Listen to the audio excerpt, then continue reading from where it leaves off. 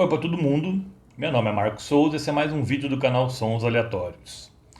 E hoje eu falo aqui de na época, muito jovem artista britânico, londrino, que gravou um álbum que praticamente não foi lançado. Ele foi lançado, mas em quantidades muito pequenas devido à precária condição financeira do selo ao qual ele pertencia, mas que depois acabou se tornando objeto de culto, principalmente a partir da década de 90, quando ele foi redescoberto. Eu estou falando aqui de um dos tesouros mais bem guardados da psicodelia britânica, que é Would You Believe, do Billy Nichols. Então, Billy Nichols aqui, quando esse álbum foi gravado, ele tinha apenas 18 anos. E quando ele foi, entre aspas, lançado, que a distribuição foi péssima, quase ninguém encontrou esse álbum nas lojas para comprar, ele tinha 19. Foi em 1968 esse, entre aspas, lançamento. Mas aqui é uma edição expandida, uma bela edição aqui em CD, que tem 2 álbuns, inclusive. Ele foi lançado como um álbum simples, mas essa edição aqui tem 2 álbuns, tem 2 CDs.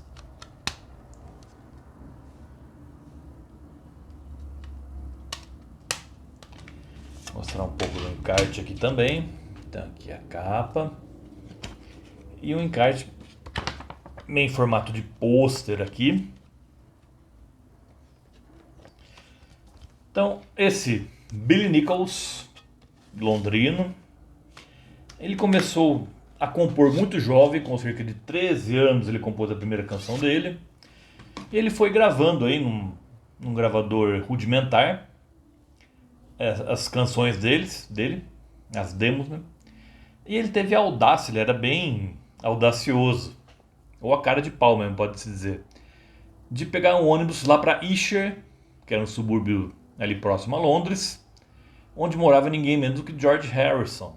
E ele apresentou essa fita que ele gravou com as gravações caseiras dele para o George, que para dar uma força para ele acabou enviando essa fita para o Dick James, que trabalhava com os Beatles ali.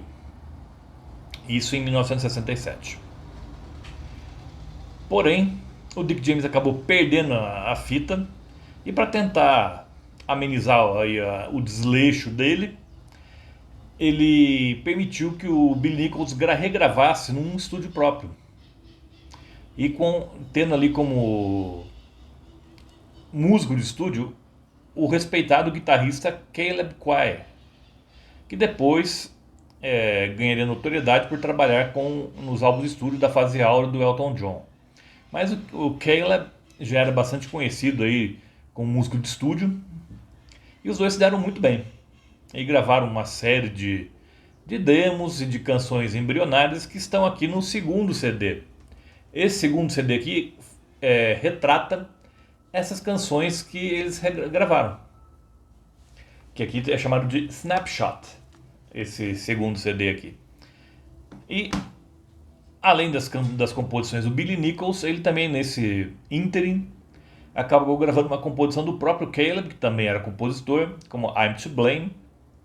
E algumas dessas composições aqui, algumas dessas faixas entrariam no Would You Believe e outras não. Então aqui, das que entraram aqui, eu posso dizer que temos aqui Would You Believe, a faixa título, que do álbum é a única que não foi composta pelo Billy Nichols. Ela foi composta por um compositor chamado Jeremy Paul, que era amigo do Andrew Loog Oldham, que era empresário dos Stones na época, que a gente vai falar dele daqui a pouco. Também temos aqui Come Again, que aqui ficou como Cut and Come Again, Feeling Easy, It Brings Me Down, Life is Short, todas essas, London Social Degree, todas essas canções acabaram entrando no Would You Believe, e outras não, mas que têm uma boa qualidade, poderiam perfeitamente fazer parte, como o caso de Umbrella Song, que é uma canção que tem um sabor meio Beatle, I Want to Be Friendly With You, que é puro Kinks, daquela fase Village Green Preservation Society, ou Love Is All Around, que não tem nada a ver com a canção dos Trogs. E depois quem ouviu essas canções justamente foi o Andrew Loog Oldham, e ele chamou o Billy Nichols para ser compositor ali dos artistas da Immediate, do selo Immediate, qual era de propriedade dele próprio. E também, um pouco mais tarde, ofereceu aí a oportunidade do Billy Nichols gravar o álbum dele, que é Would You Believe? Aí que muitos chamam como a resposta britânica ao Pet Sounds dos Beach Boys. O próprio Billy Nichols não gosta dessa comparação, mas aqui orquestrações bem boladas aqui pelo Andrew Loog Oldham foram adicionadas e as composições são muito boas, são ótimas composições. A produção é muito requintada, ficou aqui a cargo do Steve Merritt e do Ronnie Lane, do Small Faces. Inclusive eles tocam também, eles participam aqui do disco, ou cantam, ou tocam. E arranjos de extremo bom gosto que a gente vê aqui. Então já começa como Would You Believe, que tem os backing vocals bem evidentes aqui do Steve Marriott, e que é uma música que lembra um pouco, acho que talvez a que mais lembre Pet Sounds seja essa canção aqui.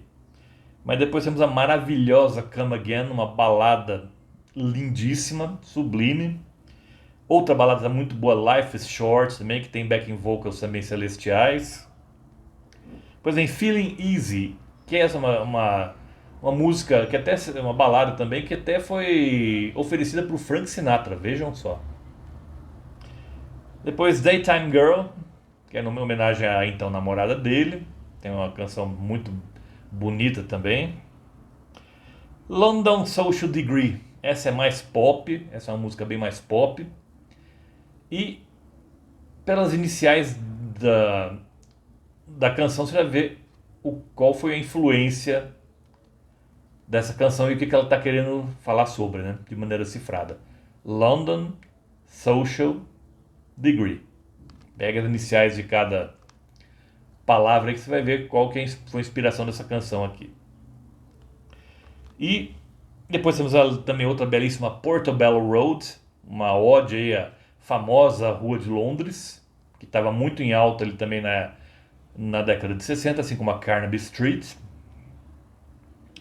Question Mark e Been Happy, eu acho que elas são um pouquinho abaixo das outras, mas ainda são muito boas canções. Depois temos a mais roqueira de todas aqui, Girl from New York. Tem uma guitarra afiadíssima, muito provavelmente tocada pelo Steve Marriott. Mas mesmo ela sendo uma canção com uma pegada um pouco mais pesada, mais roqueira, ela ainda exala aquela doçura das outras canções também, um clima meio de sonho. E fecha com a aconchegante It Brings Me Down. Também, belíssima canção também, que dá um quentinho no coração quando a gente escuta, com uma voz bem adocicada aqui do Billy Nichols, que fecha esse álbum que deveria ter sido lançado em larga escala em 1968, porém o selo Immediate do Andrew Loog Oldham estava passando por sérias dificuldades financeiras. Esse álbum acabou sendo lançado assim apenas para imprensa ou para pouquíssimas pessoas. Como eu falei, foi muito difícil encontrar esse álbum em lojas. E um original desse aqui hoje, uma cópia de 1968 do Would You Believe, está acima das de 1.000 libras, se for comprar. Então é algo que vale bastante dinheiro. E como eu falei, a partir da década de 90, isso aqui foi redescoberto, foi relançado e se tornou objeto de culto. Hoje em dia é altamente aclamado esse álbum aqui e não é sem razão. Tem todos os méritos para isso. Se você curte Ogden's Not Gone Flake, do Small Faces, o Village Green Preservation Society, do Kinks, e até mesmo também Pet Sounds, dos Beach Boys, o Magical Mystery Tour dos Beatles, esse álbum também é indicadíssimo para você. Dê uma chance e descubra, caso você ainda não conheça, descubra essa maravilha. Caso você já conheça, procure reouvir para novamente se deliciar aqui com as belíssimas canções desse álbum. E lembro vocês, toda terça-feira tem vídeo novo aqui no canal. Hoje eu fico por aqui. Vejo vocês na próxima terça-feira. Até lá.